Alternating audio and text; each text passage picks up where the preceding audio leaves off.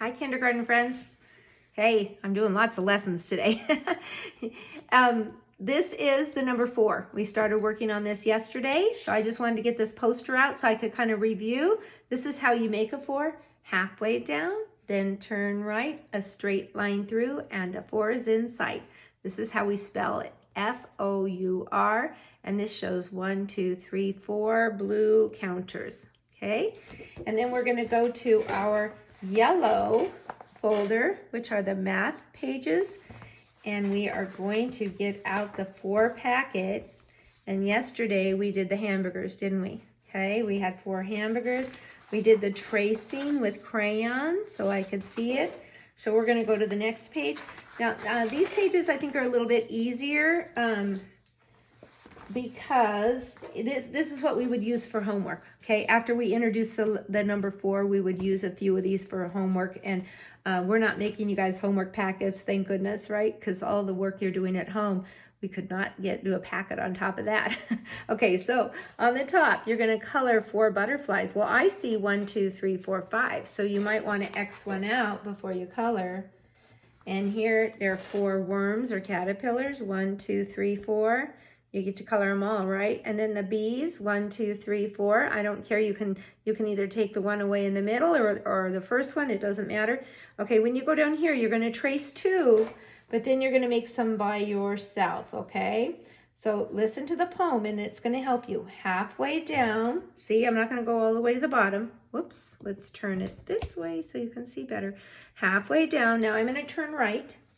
Okay, so look, it looks like I'm making a square, but I'm not. Halfway down, then turn right. Now I'm going to come back up to the top, and I'm going to put a straight line through, and a 4 is in sight. You guys did some tracing on Seesaw yesterday with your finger or with a pen. Okay, so now you know how to do it. You can do it by yourself. Halfway down, then turn right, a straight line through, and a 4 is in sight. And try to make them kind of the same size as these. I don't want it so teeny tiny that I can't see it, but I don't want it so big that it doesn't fit in the box. Okay, I'm not going to color this right now. I'll color it later and then put the example on. I think what we're going to do is we're going to do, this is called, these are dot numbers. It actually has a name for it and I forget, but I like this. We really haven't used it at our school, but this is a page that goes with the dot counting. And what's so cool about it, it works for these numbers. It doesn't work for every number, but these it does. So the number 1 just has 1 dot and you trace it down. The number 2 has 2 dots. You go from the first one around, down, and back to the second one. The number 3 has 3 dots. 1 around to the middle. There's 2, and around to the bottom, there's 3. 1, 2, 3. And the number 4 has 4 dots. 1, 2, 3, 4. Okay, so all this is tracing. And I'm going to let you guys choose. If you want to use pencil to trace, that's great. If you want to use crayon to trace, that's great. Colored pencils would work good. I don't really like markers. I know a lot of kids are using markers. I guess I don't care as long as you put something underneath this. You would have to put another paper underneath it so that it doesn't bleed through and go onto the other page, okay? I think we're going to do this one too. So I'm sorry, I hate to assign 3 pages, but these aren't too hard. And if you can't do them all in one day, you can just, do it the next time. I don't want you to do the last 2 because those are harder. And I like to go over those a little bit more and do the number bonds and do kind of a little mini number talks, okay? And because those are a little bit harder, all right? But this one is more like a homework page. It's super easy. You should be able to do this. So I'm just going to show you. You're going to trace those 4s and make them. Don't forget to put a finger space so that they're not squashed. We need to give those 4 some elbow room.